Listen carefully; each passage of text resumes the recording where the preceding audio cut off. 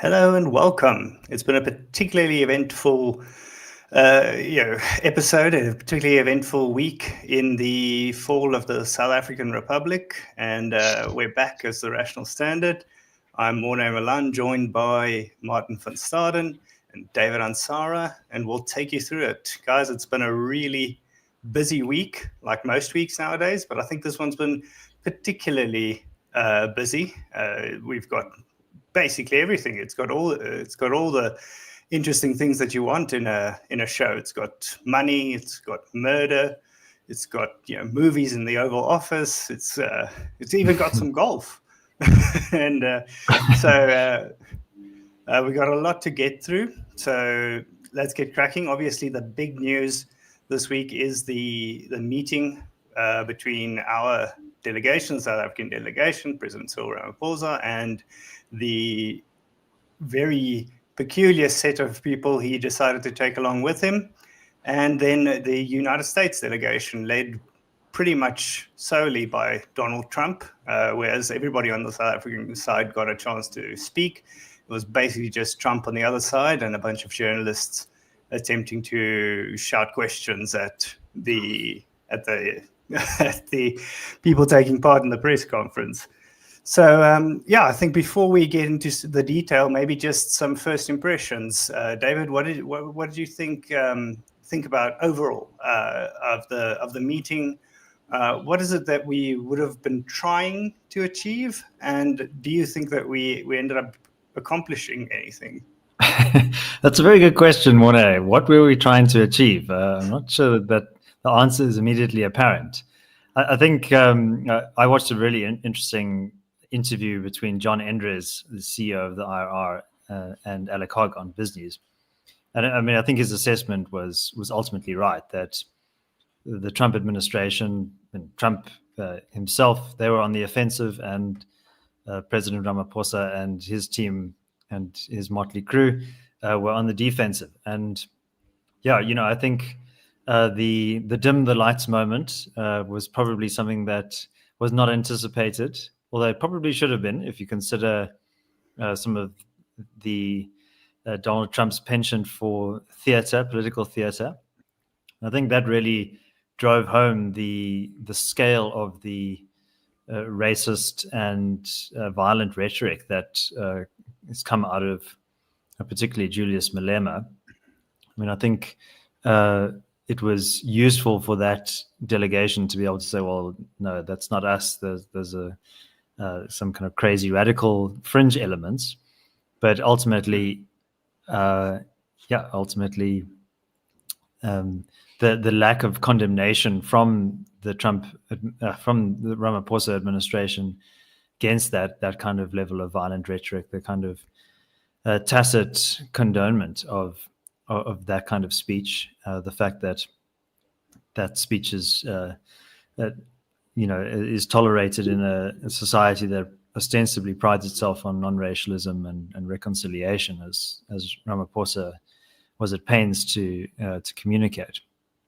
So I thought they kind of dropped the ball, and I'm not sure what I've seen a lot of glowing commentary in the South African press about how majestic they were, but I don't think that that's the case. I think it couldn't have gone worse. I think particularly during that moment when the Malema speeches were being played, there was a kind of a deer in the headlights feeling to the president and some of his cabinet ministers. And I thought the fact that they didn't really go with a kind of an attitude of what bargaining chips can we put on the table to satisfy the Trump administration. I mean, Ramaphosa opened that public session by saying, well, we wanted to reset the relationship. But he didn't really put anything on the table. No, there were no real concessions being made there. So I think there was a huge opportunity to actually do that, to say, okay, well, how can we come to some kind of even a trade deal of some kind? If you consider the United Kingdom and and the United States, they had quite a fractious start to the Trump term, Trump 2.0. But they were able to sign a kind of a trade agreement that I think maybe lacking in a bit of substance, but ultimately was a very important political symbol of those two countries coming together and committing themselves to working with one another. So the fact that the South African delegation didn't even go with any kind of, the trade minister was there. There was no sense of seizing that opportunity, which I think is a huge missed opportunity. So instead, we just got shown to the world. Many people are not really looking at South Africa very closely. They may have tuned in, and all they would have seen is a lot of accounts of violence and chaos and destruction, which I don't think would have assuaged any concerns that people had. Yeah, and I think an important point to make there is just that, you mentioned the UK there. I don't think Keir Starmer is necessarily much of a fan of Trump. And I think that a lot of people are sort of having their assessment of these things also be tainted, particularly people in the media, be tainted by the fact that they genuinely hate Donald Trump. And now they've sort of almost got they finally got the opportunity not just to get these oblique shots at him for things he's doing to other countries. It's almost like they've been waiting for this the whole time. Now they get to directly enter into the fray and fight for the free world against Trump. But I think your statement there, David, about Ramaphosa and actually pretty much his whole delegation looking like deer in the headlights, that's really the impression that I got. And I realized that the schedule had changed a bit. They were supposed to first do the lunch and then do the media briefing. That swapped around, so they went straight to the media briefing. But how they must have been able to prepare something a little bit more substantive on these things. They knew what the questions were going to be. They knew what the issues were. And it just seems like they weren't prepared for the one thing that they knew was going to come up. Martin, what was your feeling just generally about let's say the performance of our delegation, or just of the meeting itself? What did you think? Well, I guess as a first point is I object to you using the terminology of our delegation. The crew of the disinformation squad of complete and utter cretins who went to the United States do not represent me, and I don't think they represent a sliver of decent South Africans. These are the people who have spent at least the first part of this year really putting pedal to the metal of destruction. EWC, NHI kind of doubling down on all the bad things, and now with the help of the former opposition. So these people are not our delegation. They went to represent a very specific part of the South African state. The other thing that I found, and I'm glad you pointed this out, Morné, is that this wasn't an ambush against the South Africans. So if people think back to Zelensky, this was man alone, Vladimir Zelensky against Donald Trump, J.D. Vance, and I think Marco Rubio is also sitting somewhere on that couch. This was actually the reverse. So this was very much a South African ambush against Donald Trump, where he sat alone with journalists who I wouldn't say are necessarily pro-Trump on a good day, facing off against just a massive delegation. Like we thought it would be the ministers who were announced, but then a bunch of civilian South Africans also arrived to run interference more or less for the South African state, and Trump was man alone. I think he probably can stand up for himself, but this was not an ambush against the South Africans. They all kind of showered him with misinformation and disinformation, as Ramaphosa, specifically leader of the delegation, did. He said specifically on Kill the Boer. So Trump played the video, and then he said some nonsense about its freedom of expression, pretending like the South African government cares about freedom of expression, when the Hate Speech Act was signed into law sometime last year, just by the way. So yeah, that was obviously a lie. Julius Malema's freedom, his state of not being in prison, is not a function of free expression and our open and liberal society. It is a function of political fear at best, where the government is too afraid to take action, and I include the courts. The courts are too afraid to take action against Malema at best. At worst, they agree with everything Julius Malema chants when he gets on a stage, and that's where the second lie comes in. Ramampara saying that no, we condemn that, we oppose that unequivocally. I think he said to Trump in response to Yeah, a question. I think he said, yeah, we absolutely condemn that. That's not Yes, government policy at yeah, all. and he said that without That was news hesitation. to us, at least. Yeah. So this is the key thing. So he said it without hesitation, and this brings in, I think, two things that are worth mentioning. A few weeks ago, AfriForum asked Ramaphosa, in lieu of tangible action. I think AfriForum has accepted now that, okay, we kind of allow this stuff to happen in South Africa. We allow genocidal rhetoric and violent rhetoric, and that's okay. I mean, Malema doesn't just engage in genocidal rhetoric. He's also stood on a stage and say, you see that guy, that individual, that identifiable person, you must go and beat him up. Like, that's not genocidal. He's actually saying, go and beat up that guy. That's just violent rhetoric. For us, that's against the law. For him, that's not against the law, but kind of that aside. So AfriForum has accepted this, but I think they would have been okay with Ramampara, I must say, condemning Julius Malema. And the Office of the Presidency said, we will not do that. We refuse outright to do any such thing. They said no. They said it very publicly and very proudly. And this is the key thing. James Myburgh, Dr. James Myburgh, editor of Politics Web, wrote a very good. I don't think he ever turned it into an article, but it's on Twitter, on his X profile of Politics Web, where he wrote about how the South African government, specifically the ANC government, engages in communications. It does it on two channels. One is a channel for domestic consumption, and the other is a channel for international consumption. And this is just such a brilliant kind of in-your-face manifestation of it. AfriForum asks the so-called president to condemn Malema, and he says immediately, no, forget about it. It's not happening. You must shut up. You must leave me alone. You people, AfriForum, and your constituency, you have no rights here. Leave me alone. That's what he says there. He goes to the United States. He doesn't even hesitate when Trump puts it to him to say, no, we condemn it entirely. The complete 180-degree kind of opposite of what he says domestically.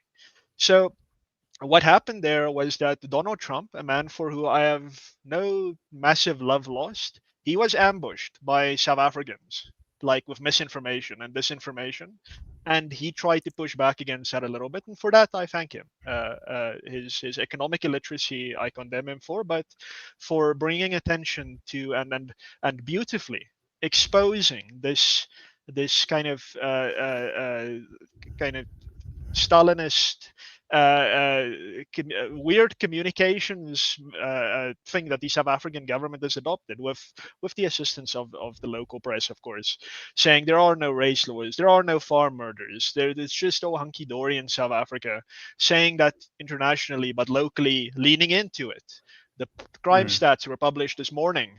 Kind of, it's a war zone. But no, that's for domestic consumption. International consumption is that we're the miracle nation. So, yeah, that's my kind of general impression of it. And of course, yeah, I don't know why these South Africans went. I have to assume they went to destroy the relationship further. They didn't go with any kind of tangible concessions to make. Like, immediately Ramaphosa and Staden and all the others could have said, oh, yes, no, farm murders, absolutely, Donald. Of course, no. The commandos are being reestablished. I've already signed a proclamation. We're going to take care of that. Oh, race laws. The repeal of race laws act bill is being tabled in Parliament tomorrow. Cool. EWC expropriation amendment bill is in Parliament tomorrow. So cool. No, it's fine. Like, we take note of all your concerns. We'll take care of it. They could have done that. No, there's nothing in the world that stopped the South African delegation from doing that. They went there with grimaces and uncomfortable smiles and chuckles, as if kind of they themselves did not actually know what it is that the agenda of this meeting was. So yeah, I mean, what the hell were they doing there? Yeah, and I really think that's the takeaway that I had as well, is the fact that there just wasn't any clear objective, and I think that's also why you've got sort of everybody being despondent, but also, you know, the particular, especially partisan people, each celebrating. On the one hand, you have people saying, no, it's, you know, he kept his calm, he stood up to adversity, he was cool and collected. On the other hand, you have people say, Trump really exposed them. I see some people saying that Trump actually killed the Boer. It's not going to be able to be sung anymore. But yeah, it's just they sort of tried to keep taking it back to. There was sort of this fig leaf that they kept, putting on the table, saying, we need trade. We need investment. We've got some rare earth minerals, but the whole thing seemed a little bit slapdash to me. And I think you could see that also in the actual composition of the delegation itself. It's clear that it just looked like nobody really put much effort into preparing. Or if they did, it was maybe one particular answer or so that they tried to establish. But I mean, you say that there were some civilians that were there to ostensibly help the president, but they certainly didn't do that. I mean, I see a lot of people are sort of praising Rupert. I think maybe he helped Ramaphosa's case a little bit, but at least the golfers certainly did not. Ernie was not at all articulate, and I think he made quite a few blunders. And Retief all but confirmed a lot of the allegations that Trump was levying at them. So at the end of the day, if they wanted to dispel rumors or dispel concerns, I don't think they did that. And I don't think that they really managed to say that they were going to address it. So they didn't really alleviate the concern, and they also didn't acknowledge the concern by saying that they're about to do something. But David, I see you've been keen on getting into the discussion, but what was your, could you tell what they were trying to do? What is it that they were trying to accomplish, or were they just trying to survive?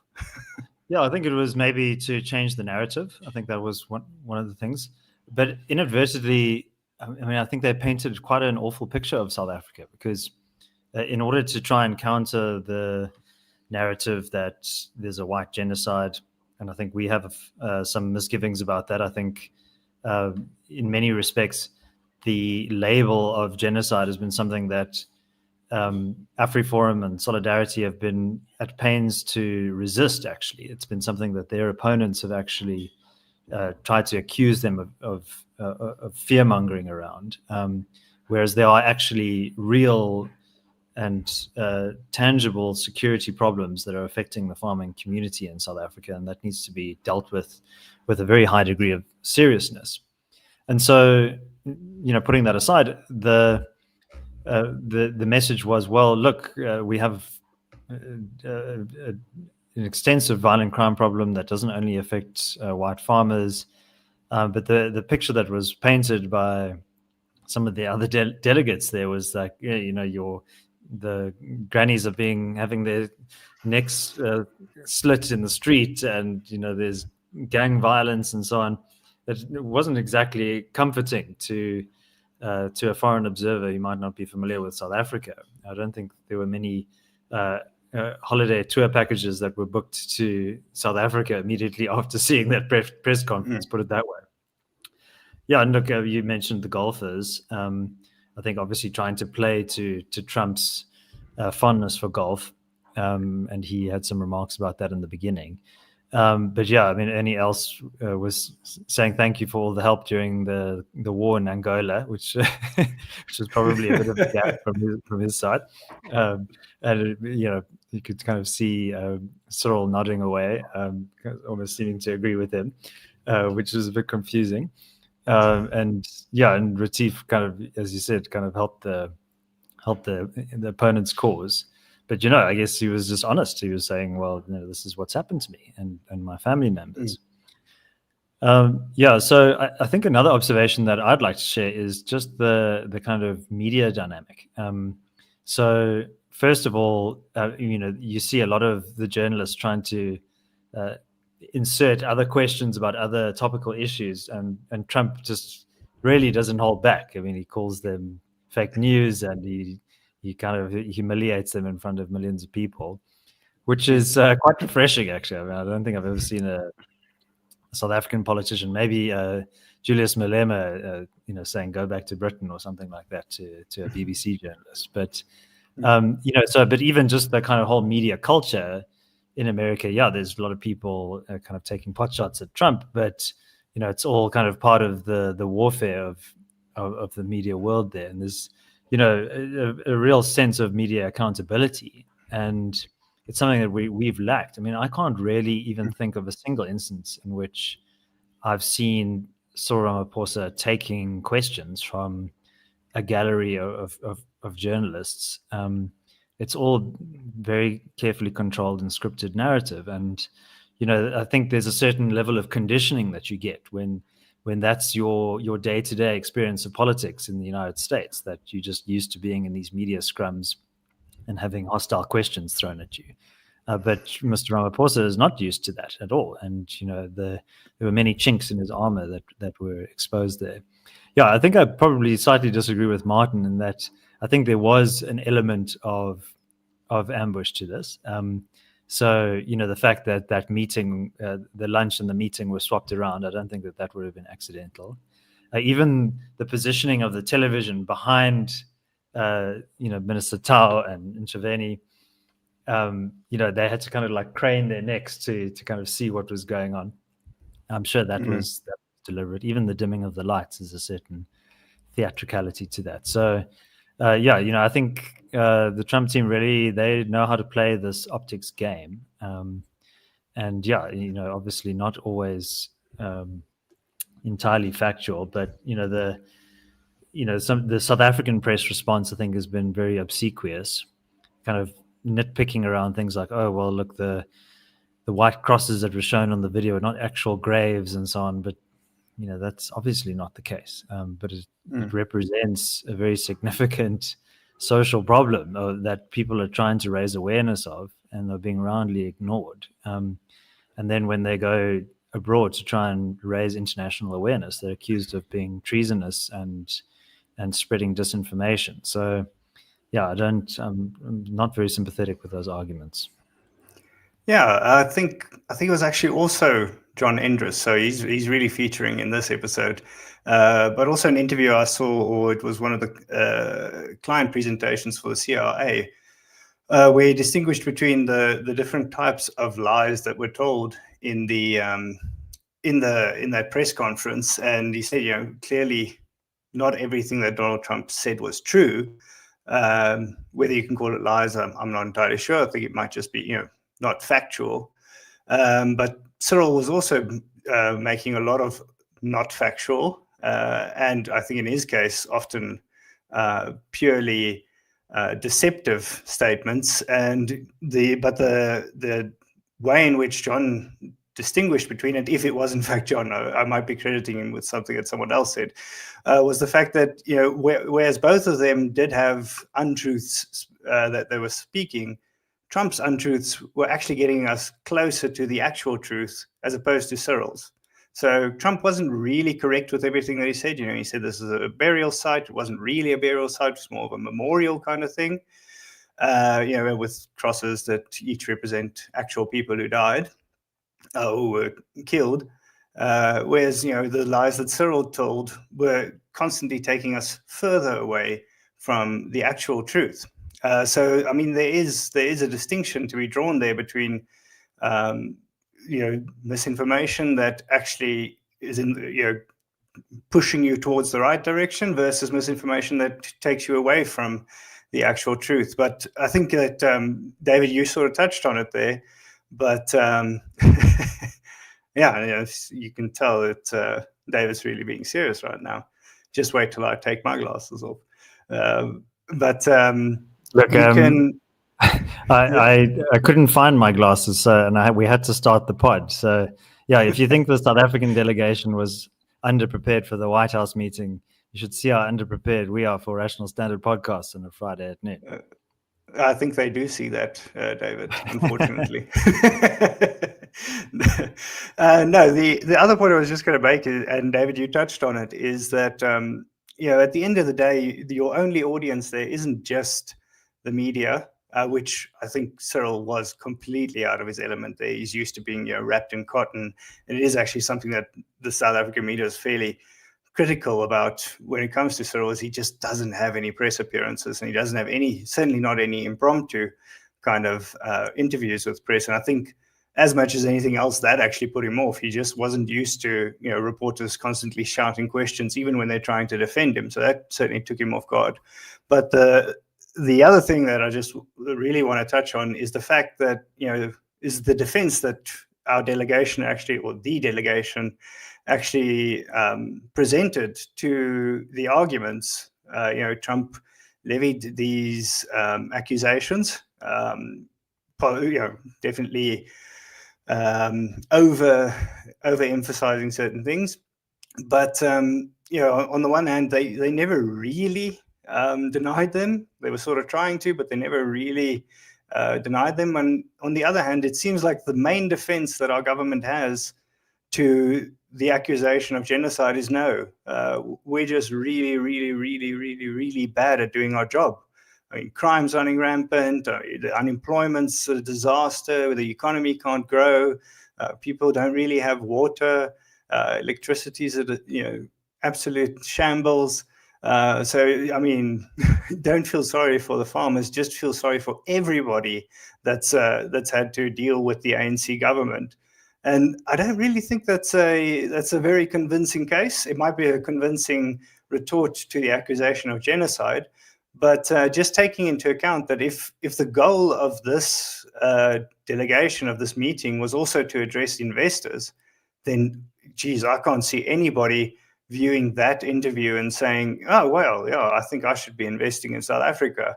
If you've got just about every minister says, crime's running rampant. You've got the head of COSATU saying, just giving these extraordinarily graphic descriptions of crimes and saying that we're a violent society and everything. So, I mean, as a US investor, never mind as the US government, you certainly haven't watched that and thought, oh yeah, that sounds wonderful. Let's put some capital into that. Into that country. And that, I mean, people forget that it's one thing to say, Mr. President, we want more trade. Mr. President, we want to reset relations. We need investment and all sorts of things. But the president doesn't really invest. Private citizens invest. So you're actually speaking to them, and you're telling them that our country is, well, in effect, you're saying our country is a shithole for everyone. The virtue of that is that it's for everyone and not targeted at specific groups. So, I mean, Martin, maybe you can just chime in on that. I mean, was that really, as far as I could tell, that's the only real defense we had, was that sure it sucks, but luckily everyone's equally bad off. Yeah, I mean that is the, if you can call it a defense, what they kind of went in with, and it's the same kind of rejoinder that you get to anyone pointing out farm murders, even in South African discourse. It's always like, no, forget about the farmers. Everyone is a victim of crime. So that's an extremely bad, very, I would say, probably immoral kind of way to respond to something like that. It's the same kind of in the US. Like if there is a problem with black people in the US being targeted by the police, that needs to be known and pointed out and addressed. Like that, you cannot just say, well, no, all lives matter. Of course, all lives matter, but if that is a thing, you have to look into it. In South Africa, this is a thing. So yes, people in townships labor under a far higher level of violent crime than farmers.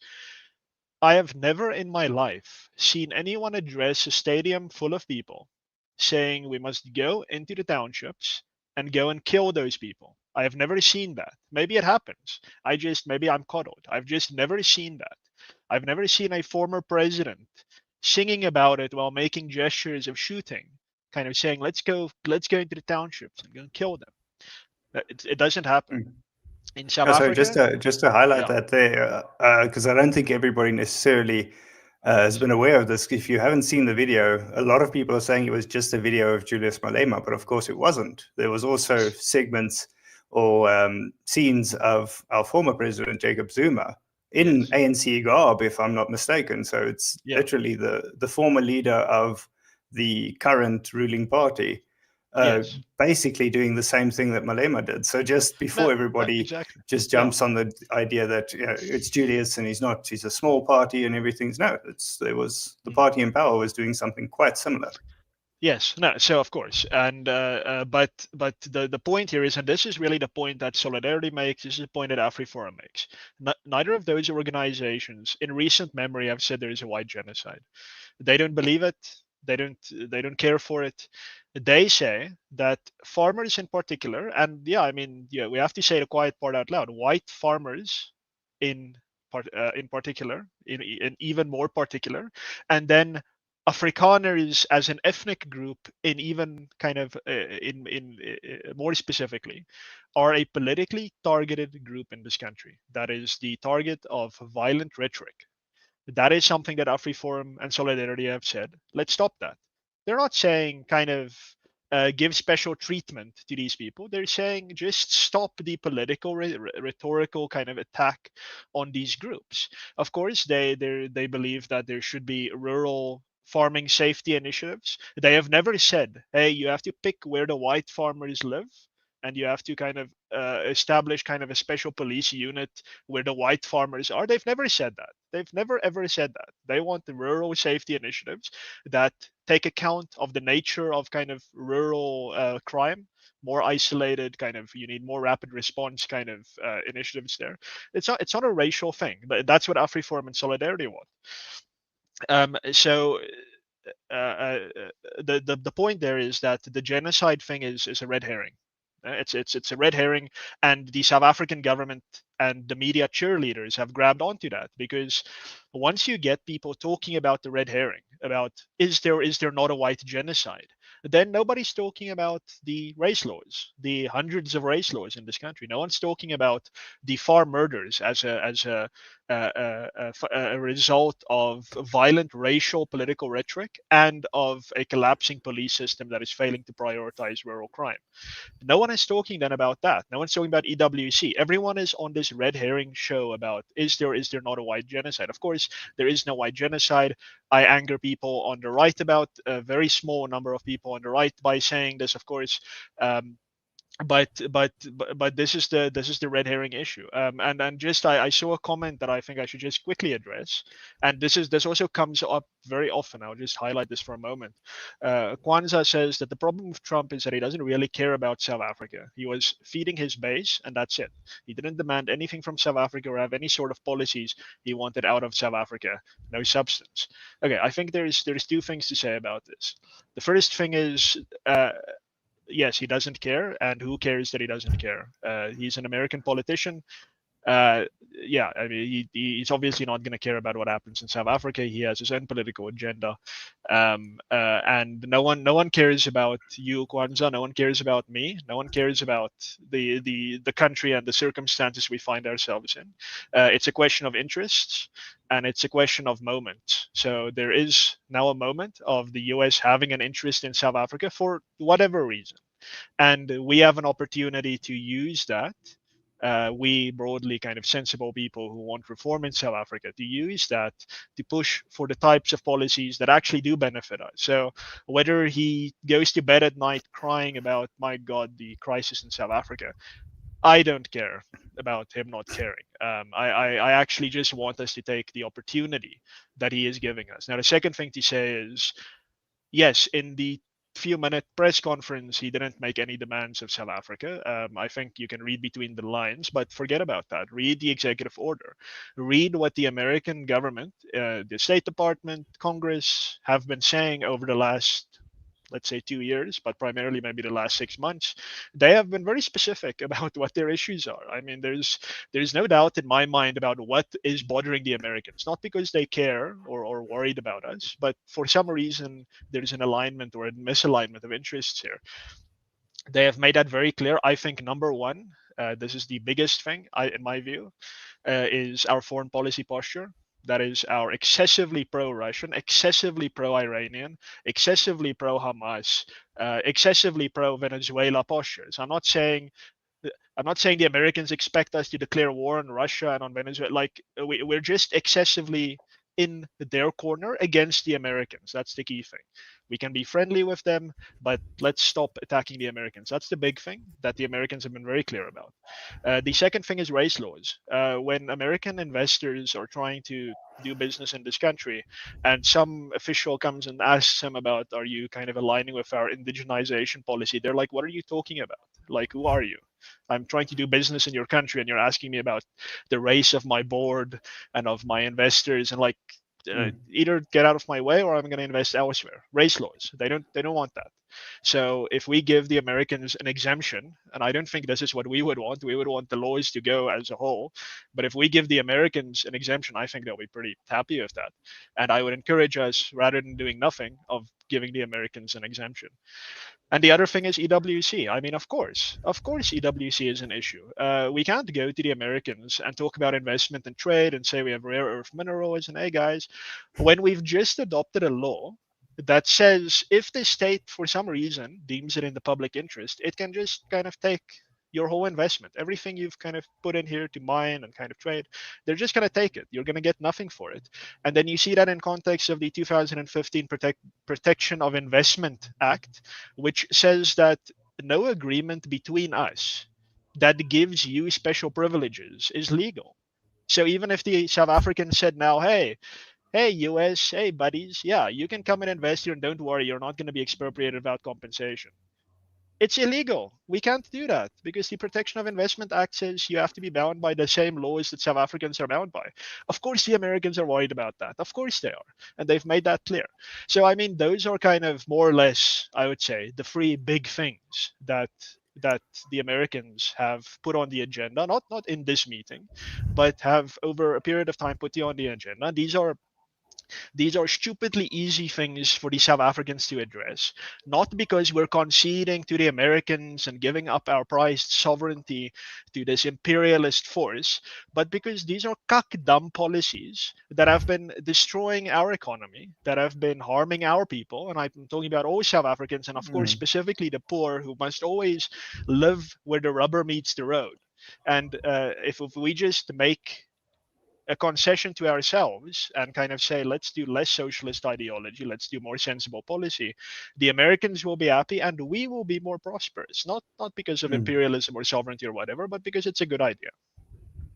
Yeah, no, I agree. I obviously agree with everything, all the policy suggestions, and I also agree with your assessment that those are good policies to put in place, not because it's what the Americans are demanding, which I'm not entirely sure they have demanded. It would make sense to me that they would.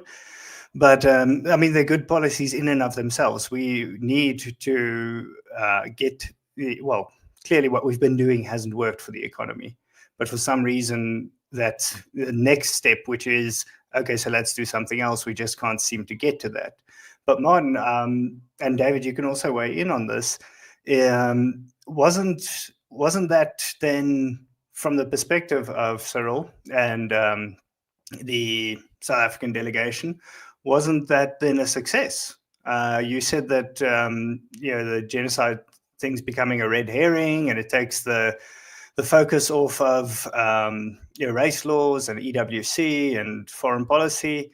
I think of those three, really only the EWC was mentioned a few times, and really only obliquely. But I mean, almost the full hour was just about that. Was just either us, either exchanging pleasantries or the particular accusation of genocide. And actually, it's a sort of it's my contrarian take, but I actually felt that Trump was almost kind of relatable in the way that he presented it. He was sort of just saying, look at this here. I've got people telling me that things are rough in South Africa. We've got a lot of people coming through. We come here, they go to Australia, all sorts of things. I mean, we're seeing these videos. We're seeing all these reports, because he had a stack of reports, which was also funny because 5 minutes after he said nobody in the media is covering this, you won't read about it, he presents this stack of paper that says, look at all these, this is just in the past few days. It was a rhetorical flourish, Morné. but yeah, just on that point, isn't it then, shouldn't they regard it as a success? Because they say they sort of have this red herring that they constructed in your thesis, Martin, and that's really the only thing that anyone talked about. So chalk one up for Cyril and the gang. Yeah, I mean, look, if we're only talking about this meeting, sure, then I think some might see that, kind of the more scheming types might see that as good. There is no attention being put on the issues, but I don't think the Americans. I don't think when Trump. When Ramaphosa and Staden and these people go to these meetings of the Americans, that they're being kind of grilled on white genocide. I think this is something that Trump, he got a bee in his bonnet, and it's very sad that he has gotten that bee in his bonnet. I think it's very regrettable that he's focusing on the white genocide thing. It's somewhat expected now, because kind of the media has elevated this notion so highly. But yeah, I think when Trump says, okay, cool, we've had our meeting, kind of go away and kind of deal with this. I don't think Marco Rubio and the Assistant Secretary of State for African Affairs and the new American ambassador and so on, I don't think they're thinking about white genocide at night. So I think when they have conversations with their South African counterparts and with policymakers, they are saying, listen, are you dropping the case against Israel at the ICJ? What are you doing about this EWC law?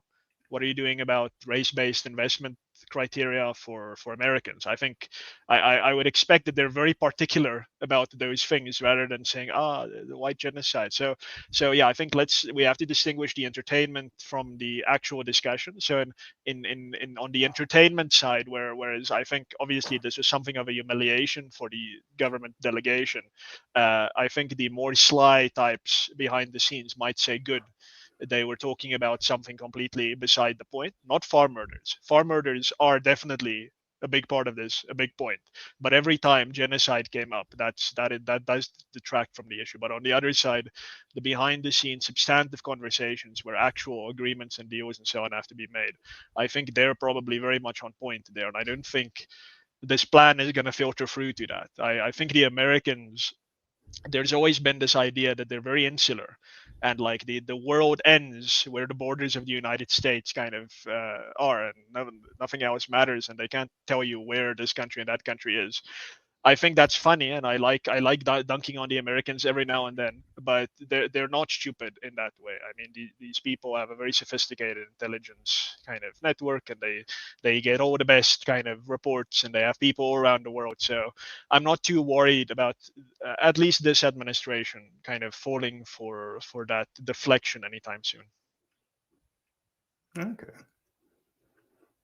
David, what's your sense? Is it let's specifically look at the notion or the idea that there'll be policy reform. Do you think we're closer to or further away from the sort of reforms that we actually need to see? And yeah, I see people in the comments are just highlighting the fact that Cyril really showed up with the equivalent of a DEI kind of delegation, where he sort of handpicked people and said, look, I have a white man, and look, there's an Afrikaner, and all those sorts of things is just the weirdest kind of thing. But David, you've pulled something up there? Yeah, so look, I just to answer your question, I don't think the policy concessions are going to be forthcoming. I mean, maybe there might be something on Starlink or some kind of BE exemption, but I don't think the ANC is going to be walking back some of the core pillars of its policy agenda. And yeah, I mean, also maybe, unless there's some kind of direct interest from the Americans, like, for example, Starlink.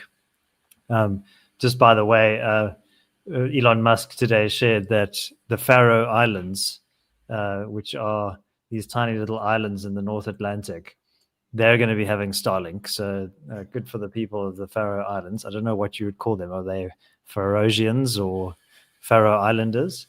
But yeah, so they're getting Starlink before us, a significant, middle income country, which just seems a bit bizarre. But I also just wanted to highlight this excellent article by Christian van Heijsten, who's one of the Rational Standard OGs, what Ramaphosa should have said to Trump. I think it's actually a very good kind of sober analysis. So first of all, he kind of speaks as if he is addressing President Trump. And he says, you'd like to acknowledge that South Africa is a rather small, unimportant economy compared to America's. And yeah, he goes directly to the heart of the matter. We may differ on the use of the term genocide. The facts are clear, though, that farmers are among the most targeted groups in South Africa, suffering a murder rate 3 times the national average, and highlighting how important they are. And also this very important point around the link between public renditions of Kill the Boer and spikes in attacks on farmers. So I would really encourage everybody to go and check out that article. And big shout out to the author there. I think there are ways of approaching these things. And, I think using this as an opportunity to ask some critical questions of our own governance, I think is what we should be doing. We should be saying, like, actually, let's internalize the locus of control. Let's maybe actually this bellicose American reality TV star maybe actually has some points that we should listen to and take on board, I think just on the genocide topic, I think there are also questions of degrees on these things. So we're not dealing with a Rwanda situation or a Yugoslavia situation where people are being hacked to death in the streets and there's mobs going around everywhere. But for the individuals, the farmers who have been attacked, that has been their experience. They have been subjected to not just random run-of-the-mill criminality. This is not just some stock theft or some burglaries. This is very precise, often well-planned, and extremely brutal, unimaginably horrific violence. And I think every person is a universe of experience, and every life matters, and we should really be taking this problem seriously. And it is a unique problem, as Ansara Roots often points out. We have specific solutions for other kinds of unique problems, like rhino poaching or cable theft. I think this also requires coordinated response. And when you close down entities like the commando patrols, when you frustrate the efforts of an organization like AfriForum to take care of its own security needs, you actually are abetting and facilitating that violence. So there's this term called stochastic terrorism. So it's when you kind of use speech, indirect, vague, or coded language that basically does instigate hostility towards specific groups, and where you can actually have like a public figure who uses a violent, inflammatory rhetoric, but also has a degree of plausible deniability. Like if you think of Julius Malema saying, we're not calling for the extermination of white people, at least for now. That's a kind of form of stochastic terrorism, And there's also, other literature, like, for example, the 10 stages of genocide, which, progresses in a phased way. There's stage 1 is a classification of people, dividing them between them and us. there's discrimination using legal instruments, denying certain groups voting rights or or other civil rights. If you think of the 142 race laws, there's one set of laws for one group of people, another set for another group of people. So, whilst if you look at it in a binary way, is there a genocide in South Africa? The answer would be no. But there are very concerning signs of that kind of impulse that we should take very seriously. So I don't think we should dismiss this out of hand. Yeah, luckily I think it was calls to limit the franchise from certain, or to actually take away the franchise from certain groups was luckily only published in the now defunct Huffington Post, which was then run actually by someone who, for some reason, keeps destroying every publication he arrives at, and then finds himself in an even higher position in another publication. That's Peter du Toit, who was, of course, felt very vindicated in that. I believe the video that was shown in the White House was shared on X somewhere. But yeah, David, I think you raised some important questions, and I think it's also the case that one shouldn't be too quick to dismiss certain concerns as well. I mean, there's a sort of overcorrection on that you could also fall into with these kinds of things. But I mean, to me, it keeps coming back to this idea that everybody seems to be thinking that economics and policy and everything generally has to be a sort of zero-sum game. It has to, if it benefits one group, it must come at the cost of another.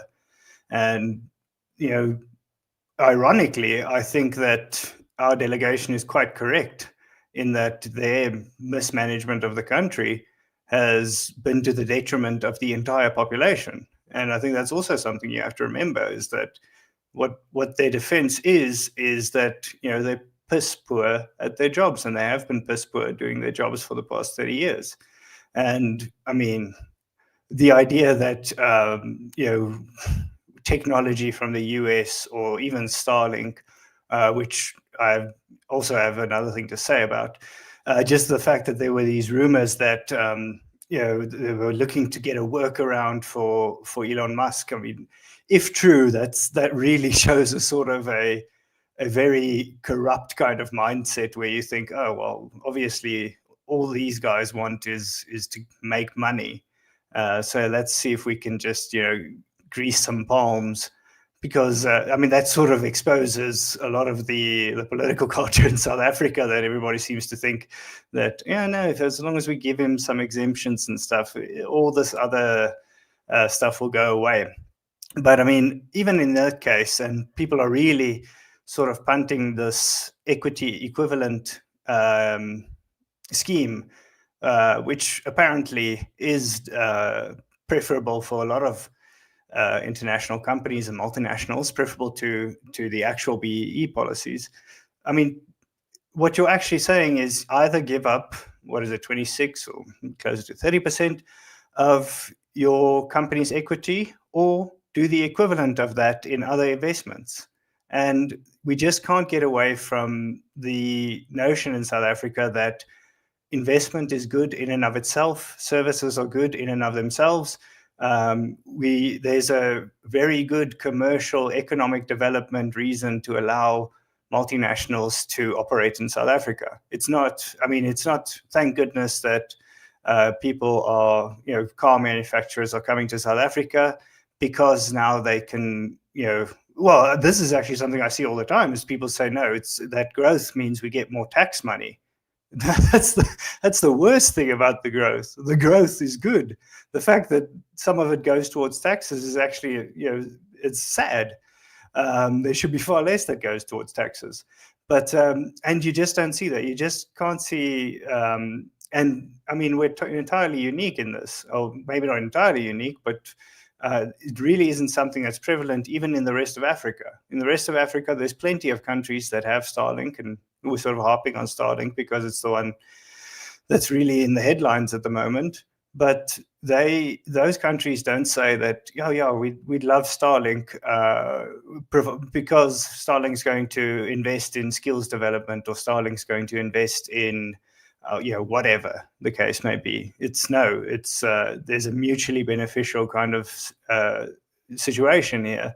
And I think until we can really break that idea that on the one hand, economic growth is good because it grows the economy, and on the other hand, that growing the economy is good for everyone. And it's almost as though policy in South Africa has this idea that unless we're solving for all of the issues that we've raised, or that we've identified, or that's important to us as policymakers, then we're not going to do anything. We'd rather not build a road at all if we can't also do empowerment alongside the building of the road. And same thing with investment, same thing with all that. And at the end of the day, we have to break that mentality. We have to get past this idea that there must be some redistributive element to every single economic interaction. Otherwise, it's inherently damaging to the economy. And I've seen absolutely no signs of that. So I'm also actually quite pessimistic about broad-scale reform, whether we'll see certain carve-outs or something like that. Like I said, equity equivalence just means you're doing the equivalent of what you would have done. So that's still not going to be very enticing to international investors, particularly when you're saying, well, we live in a hellscape, so welcome. Yeah, I think, Morné, you make a really important point that there shouldn't necessarily have to be some kind of caveat to your investment. It should be welcomed as an end unto itself. And, if we are taxing investors upon entry to South Africa, then, you cannot be surprised when they choose to go elsewhere. And just a point on the equivalent schemes. So this is actually quite a well-established practice in South Africa. So many foreign firms, European and American firms, have shareholder agreements which prohibit them from ceding equity to other partners in other countries. So they can only open a branch office or a foreign office. They can't dilute their ownership. And so, at the discretion of the Minister of Trade and Industry, you'll often have these equivalent schemes developed, and it's highly discretionary. I mean, they'll just come up with things on the fly, like, you must support the building of roads in the area, or build some houses for the workers. And that's not to mention all of the other onerous conditions that come with competition commission approvals and so on. Telling you how many people you must hire or not retrench and so on. And so I think we really need to get past this mentality of, like, the world owes us something and they must abide by our rules in order to do business here. I mean, we want them to be broadly law-abiding, but ultimately we need to see them as net net contributors to this economy. So I mean, I think when you tell people, look, we just need to scrap BEE, they say, well, what will replace it? Well, what will replace it is people will find a way to improve their circumstances. They will trade with one another. They will start their own supplier businesses, their own downstream businesses. They will learn skills, technical expertise from these investors. They will be able to gain access to services and technology that would help them in their own private lives and in their commercial pursuits. And these things are often kind of invisible and unseen, but they're the real drivers of prosperity. And not to mention, of course, that all of these BEE schemes, whether it's an equivalency or a legitimate BEE transaction, are ultimately about the politicization of the economy, that you need some state official or some politician to give you permission to do business. And that permission gives you the opportunity to extract rents or patronage to benefit you in some way. They're not just thinking about the national interest. They're thinking about their own private interests, and that is also something that we really need to bear in mind. Like when we have debates around the budget, for example, something like BE benefits a very narrow elite that has a strong vested interest in maintaining this system. And I'm very grateful that people like Elon Musk pointed out for the world to see.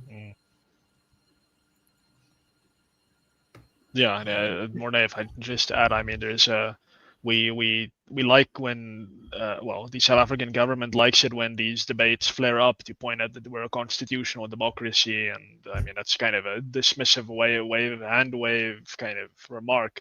But I mean, if you actually go back into the theory of what it is to kind of be a state that adheres to the rule of law, to constitutionalism, it is a society where there are rules of general application, where if you want to invest, let's say you're an Austrian company, you want to invest in South Africa, you come here, and yes, you are taxed, you are regulated, but you are regulated and taxed in the same way that everyone else is regulated and taxed in this country. And that is a rule of general application. There's no special kind of add-on that you get because you're a foreigner or because you are primarily white owned foreign business.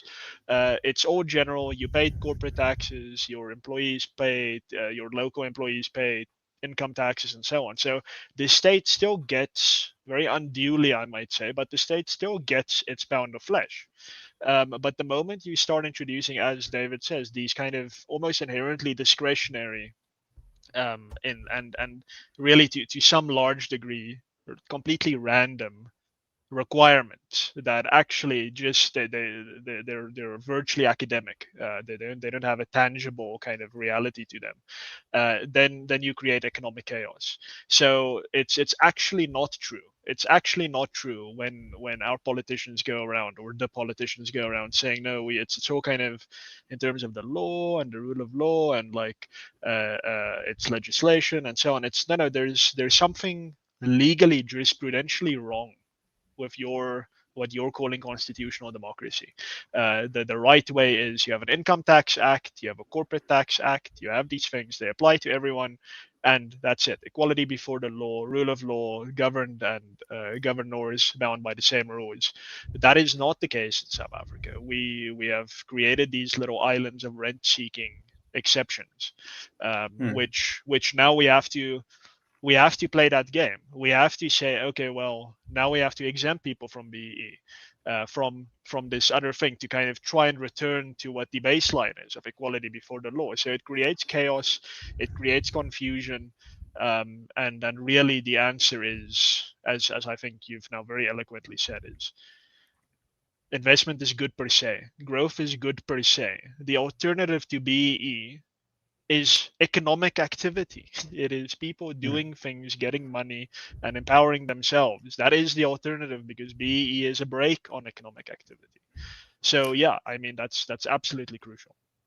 Yeah, I was sort of wondering while I was watching the press conference how that would have sort of fell on a lot of the American ears. This extremely pro-constitution kind of rhetoric. And I can't remember who it was that said this, but there's this quote that, there's nobody's more conservative than the radical the day after the revolution. And that really is the case with this. It's sort of, we've got constitution, we've got these laws, nothing can ever change again. Amen. Yeah, it's no more change whatsoever. Progress has stopped. It's nothing. It's and I was just wondering. It's because they sounded like you're sort of the uber conservatives in America. It says this is what the Constitution says, and we have to take it word for word, literally. We have an obligation to follow the Constitution, and nobody's allowed to argue with that at all. And it's just always funny to me to see how people just keep bouncing between these different poles when it comes to especially legal questions and policy and those sorts of things that you get the ostensible revolutionaries that get into a position where they say, no, we're absolutely just black and white. It's not the spirit of the law. It's what the law says, and the law says this. So stop arguing. Nothing. We're not allowed to change because we've got this divine constitution. But okay, David mentioned it already, and we've been neglecting it. But we also have to get to the budget before the end of the episode. And budget 3.0. It's been a year. We've got the GNU. It's the first GNU budget. Firstly, maybe overall impressions. Are there any signs that you guys can find of GNU influence in the budget? It was sort of a shambles at the beginning. Presented it without getting anybody's buy-in, then representing it and having it initially adopted and then rejected again. It seems like we do actually have a budget now. Maybe just to give some of the highlights of the budget. We still got a lot of debt, planning to make even more of it. We don't have a VAT increase, but also we're not really extending any zero-rated items. We do have a fuel levy increase.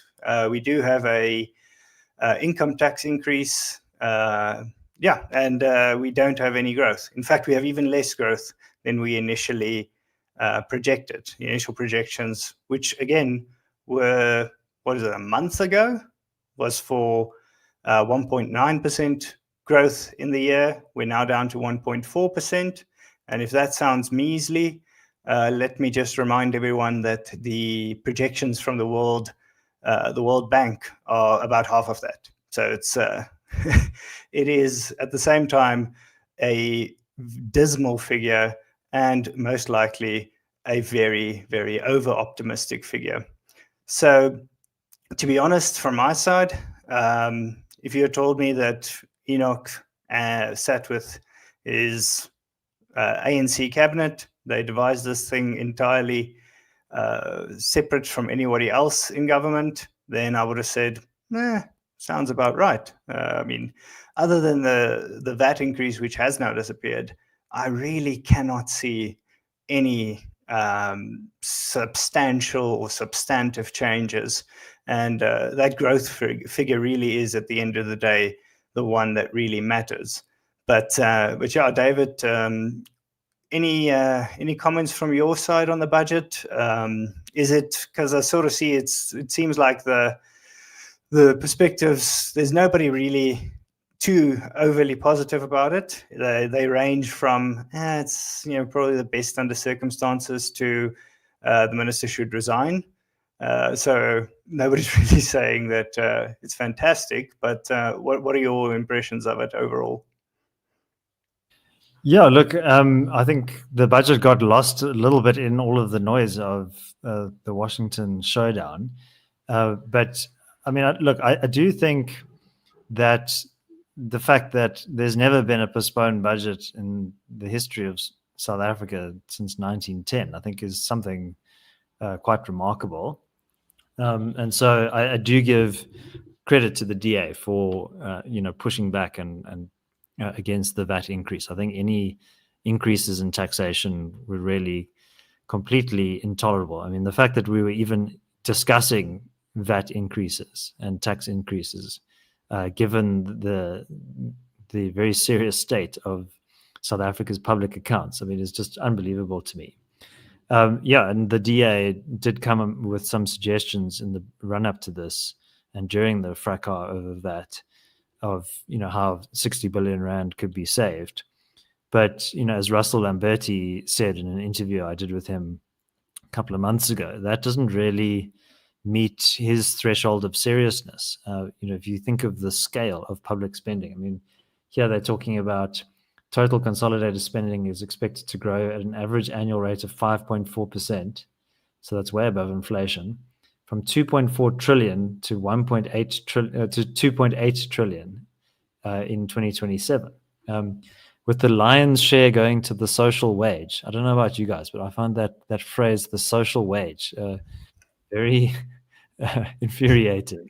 It's like we are kind of paying people for their mere existence. It's like some kind of moral obligation, whereas they, are perfectly, most of them, I would say, are perfectly capable of earning their own incomes. And there's this soft bigotry of low expectations that underpins a phrase like that.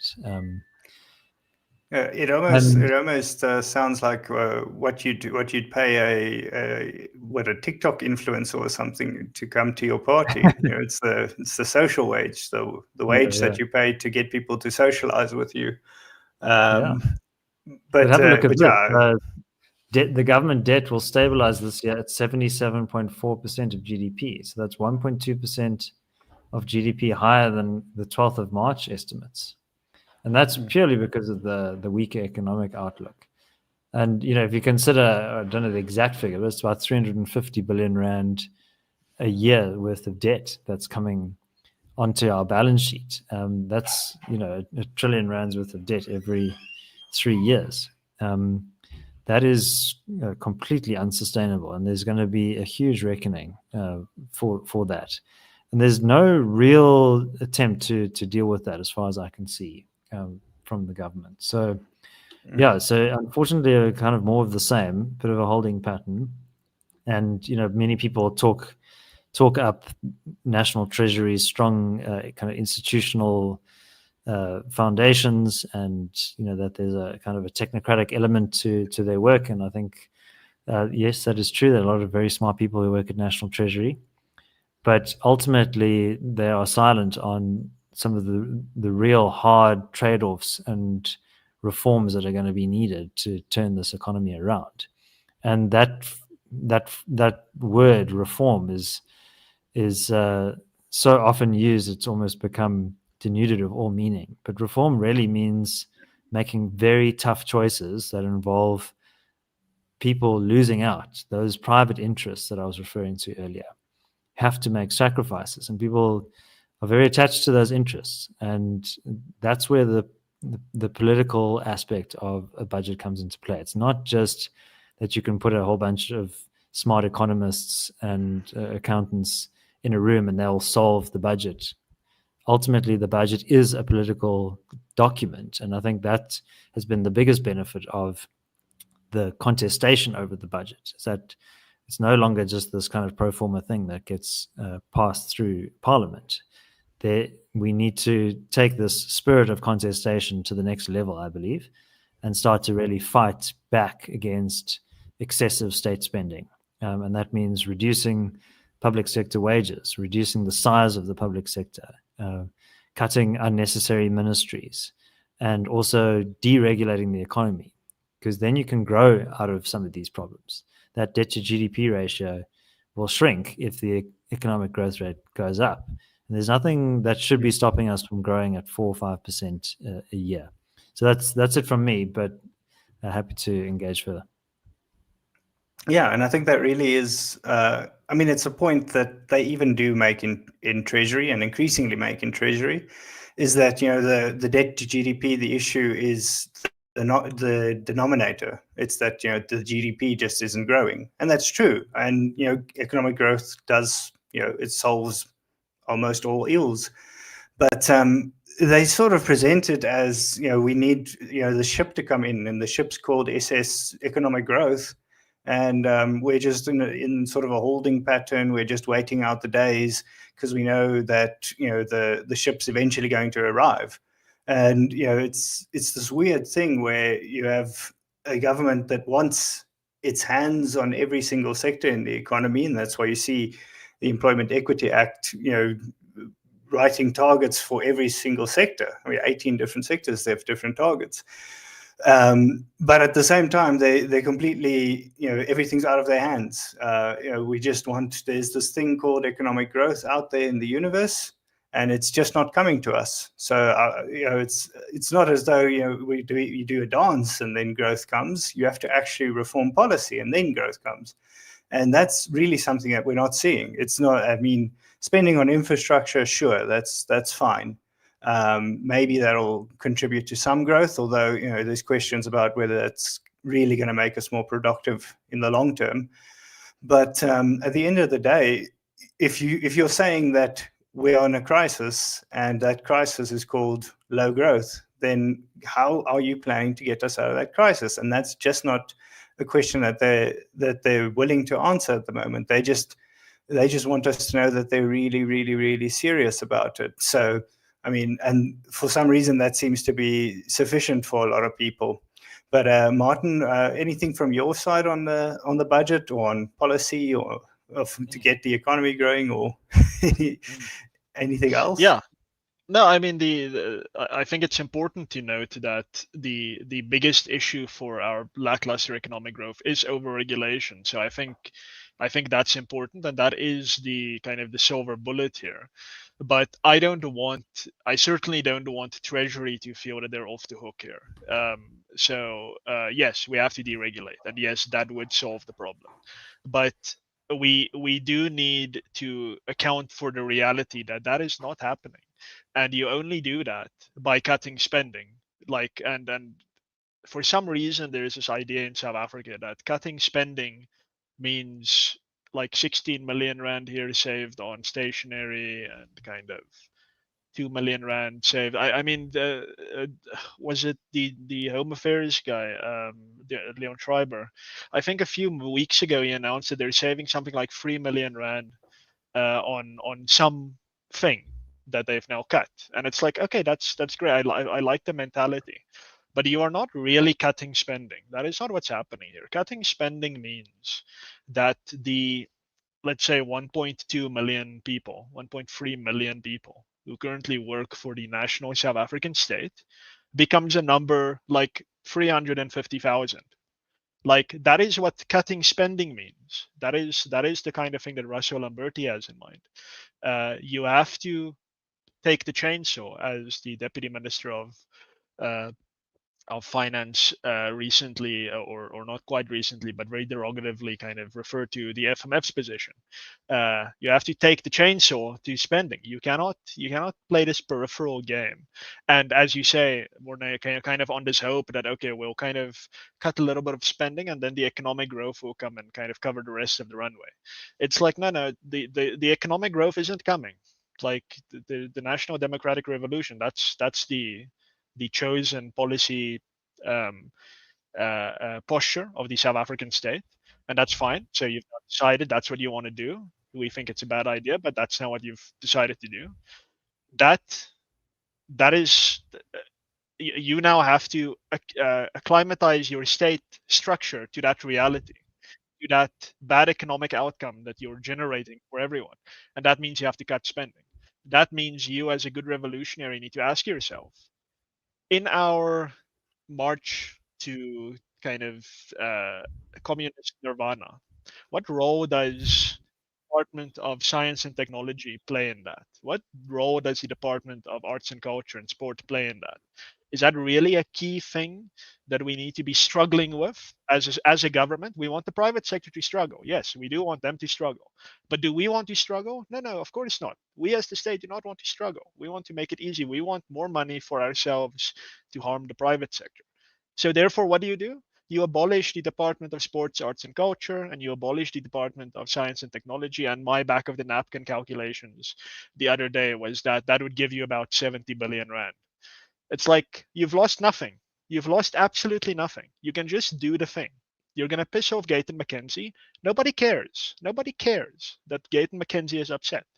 So do the thing, and then you have more money for your National Democratic Revolution. So I don't want Treasury to be off the hook, because you keep hearing this from people who work in Treasury. They keep saying that, listen, we have a growth problem. Of course we do. We do have a growth problem. But you are the financial advisor of the state. You need to be saying to the government, listen, we have to cut spending. Like, come chat to us as Treasury when you're ready for that. Until then, enjoy the decline. Enjoy the decline. You cannot say, like Enoch Godongwana, who is the appointed he's the finance guy. He is in a family unit. He is the daddy who says that we don't have money for more ice cream. He says that there is no more money for ice cream. Cannot be any simpler than that. But when he sits at a News 24 conference, he says that no, kind of they tell us what they want, and we have to give it to them. No, that is a nice abdication of duty, and that's why Godongwana must resign, and that's why he needs to go. You need someone significantly more hawkish, someone who respects the position of finance minister more than Enoch Godongwana. This needs to be a guy to say, listen, you can write your white papers, you can write your policies, that's fine. None of it is happening. You must tell Motsoaledi that this NHI thing is not happening. It is simply not happening. I'm not going to write you an appropriations bill for the NHI because the money isn't there. We cannot do it. So, yeah, I think organizations like the Free Market Foundation and so on must keep on pointing out that growth is the solution here. But in the meantime, as we descend into this kind of quagmire of the state's regulatory regime, we have to start being increasingly vocal for very, very strict austerity, very, very kind of meaningful cuts to spending. Otherwise, we're really letting that side of it off the hook. We've covered the regulatory side. The fiscal side also needs to be responsible and alert to the reality it finds itself in. Yeah, as the finance spokesperson of the DA, I think is his name, Mark Burke.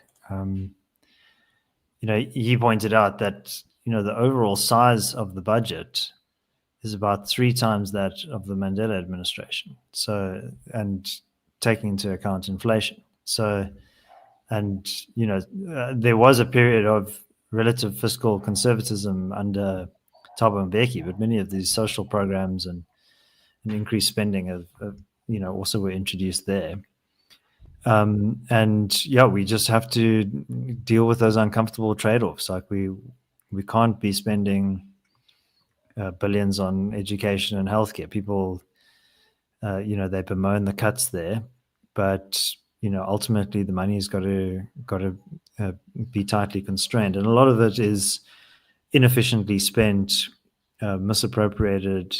So there are ways of efficiently managing these resources, and you can't, for example, in healthcare, prevent people from gaining access to low-cost benefit options in the private insurance space, and then claim that the only solution to poor people's healthcare problems is to massify the public healthcare system and introduce a national health insurance, which is going to be fiscally ruinous. But then on the other hand, you say, well, we're not going to let you seek out your own form of healthcare funding and provide for your own needs. So, measures like that, when we talk about privatization, not only are more efficient and more dynamic because they're in a competitive market economy, but they also reduce the burden on the state. Same with education. If we had people privately educating their children en masse, then we wouldn't need to be spending some massive share on our education outcomes. And those outcomes are very poor because the South African Democratic Teachers Union has a monopoly on the education system. So we're spending a lot of money and also getting very poor outcomes. So a lot of this relates back to the political incentives that are in place, the very private interests that are being upheld by these policy decisions. Yeah, apologies there. I've seem to be having a lot of internet issues, but I think it's sorted out now. I didn't really catch much of what you two said, but what I did catch sounded very, very sound and very incisive and very insightful. From my side, yeah, I think that the minister does have to take more responsibility.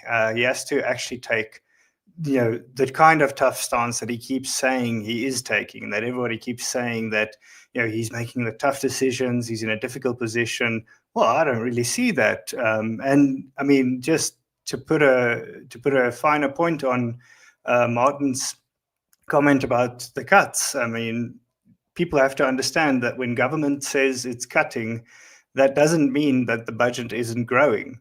It just means it's not growing as quickly as they had projected initially. So if you had to think about it, consider your employer coming to you and saying, okay, we're projecting that for the next 5 years, you're going to get a 10% salary increase every single year. And then after year 3, they say, oh, geez, things are pretty tight. We can't do the 10% next year. We're only going to do 8. That is considered in government accounting a cut. Yeah, and 5 would be a tremendous cut. I mean, if you only got a 5% increase that following year, that would be considered, just a disastrous slashing of your budget, of your salary. So just remember that whenever you hear government talking about cuts, it's not that they really are giving less money than they had previously. And that's why, as David said, the budget today is adjusted for inflation 3 times larger than what Mandela's was. And somehow Mandela, managed to govern. It's not as though things have gotten much better. In fact, they've gotten much worse.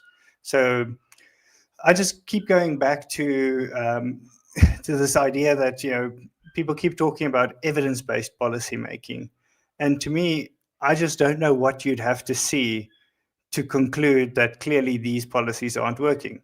But I mean, what would have to happen for you to say, if the present situation hasn't convinced you that we should change policy, what would be convincing to you? Well, what would actually get you to say, okay, clearly what we have been doing isn't working, so let's try something else? David, there's no lack of available evidence. Yeah, just another point that I wanted to make about growth. So I think growth is obviously extremely important, and it's an indication of economic vitality and progress. But as we've seen in Argentina under President Milei, if you look at the way that growth is calculated, the GDP number, it's consumption, so that's things like household spending on goods and services.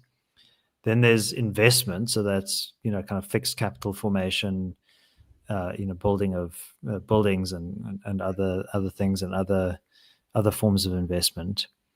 There's net exports, so that's exports minus imports, but then also government spending. So, and because we have such a high degree of government spending, as we've just discussed, actually that contributes to a large proportion of what is calculated as growth. Never mind that spending is taken from tax money and also borrowed money. But when you start cutting, invariably that hits growth negatively in the short term because you're injecting less capital into the economy. But that is a good thing. Ultimately, that's like taking your medicine. It's like an alcoholic trying to wean himself off of alcohol. You get the shakes and the trembles, and you almost you feel worse when you're coming off of this addictive drug. And so that would be a necessary step in the process of fiscal consolidation. Another term that National Treasury uses very liberally, but probably not very substantively. So the longer term goal would be get growth up, but actually in the short term, it should be cutting spending, which would see a dip in growth. And now in Argentina, after that initial dip, we're seeing growth starting to uptick.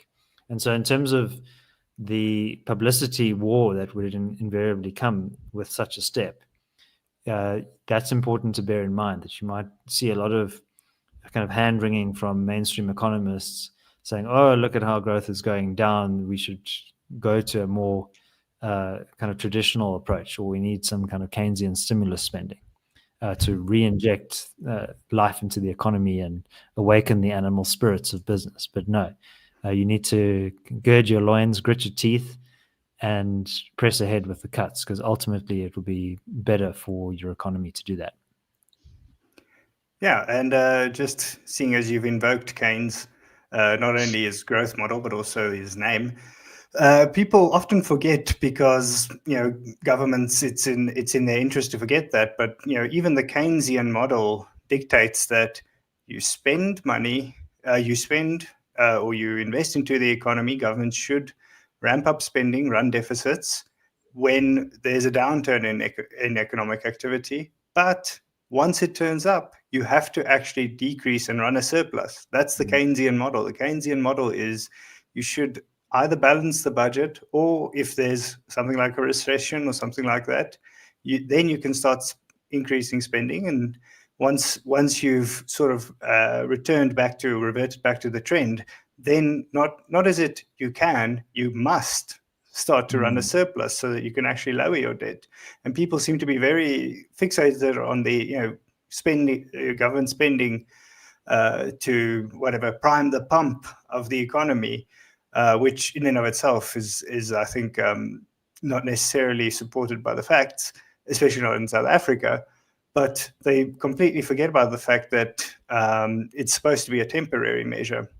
And I mean, just on that point of how you calculate GDP, economics is actually very simple in what you want for an economy. And it's actually one thing. It's living standards in your economy are determined by the productivity of the people in your economy. That's it. That's if you as a population become more productive, then your living standards will increase. And that's the all of economics basically.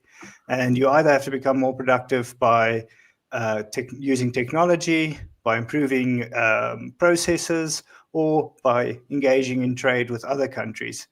But the point of an economy is to create more things and to use less resources to create them. That's the whole of economics.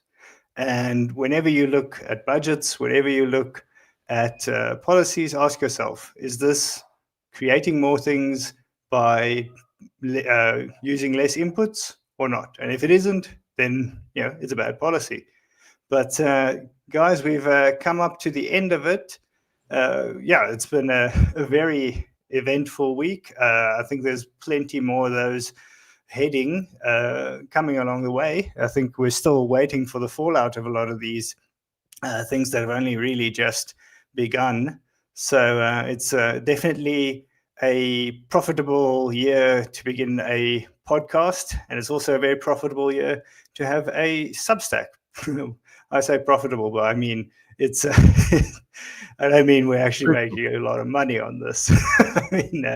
I mean it's at least we're getting a lot of people viewing. But don't just view the podcast. Also check us out on Substack. Check us out on rationalstandard.co.za.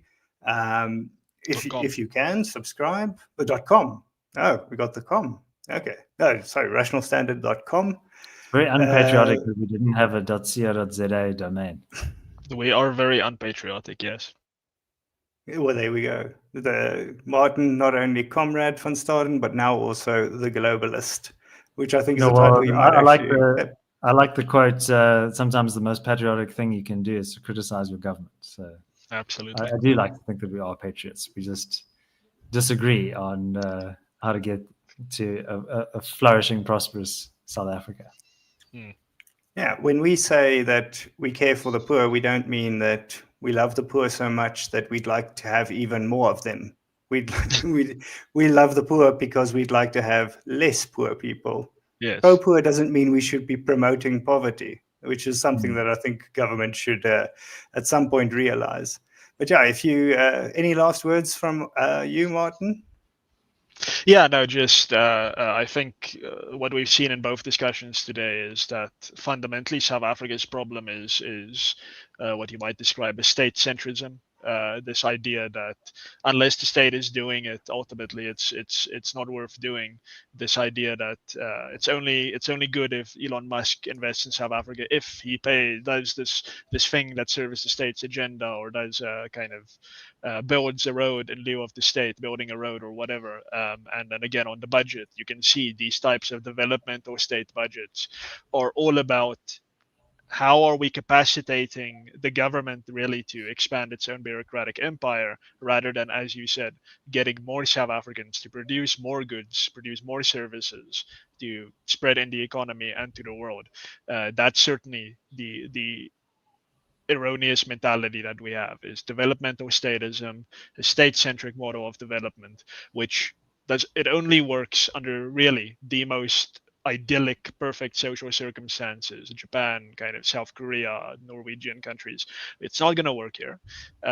We must rather take the tried and tested method that has worked literally everywhere, every single time that it has been tried, and that is to have a free market economy, a deregulated, liberalized market that does not create nirvana on earth. It does not create a utopia, but it does lead to more economic activity. It does lead to more economic capacity for people to pull themselves up by their bootstraps. There is no example of a poor free market anywhere on this planet.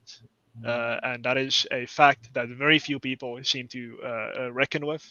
And I think that fact alone tells us a lot about what direction South Africa needs to be going in.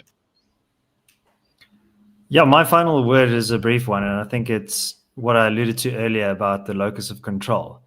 So South Africa is this small country in this complex global system. We're reacting to all these forces from abroad, like what we saw in DC this week. But ultimately, the choices are ours to make. Like, we can choose to be prosperous. We can choose to have a healthy relationship with other countries in the world, to have a considered foreign policy framework. We can choose to have a balanced budget. And what that requires is taking responsibility for our own affairs. We speak a lot about our sovereignty as a nation, and we're not going to be bullied and all those things. But the best thing that we can do to advance our interests is to make the difficult decisions, take ownership of our problems. Don't defer them to some faraway time in the future. Don't blame other people for the decisions that we've made ourselves. We need to take responsibility. And if we do that, we can achieve great things as a country. There we go. And one choice you won't regret is sharing this video, liking this video, going to rationalstandard.com and subscribing on Substack. So thanks, everyone. It's been a pleasure, and have a great day.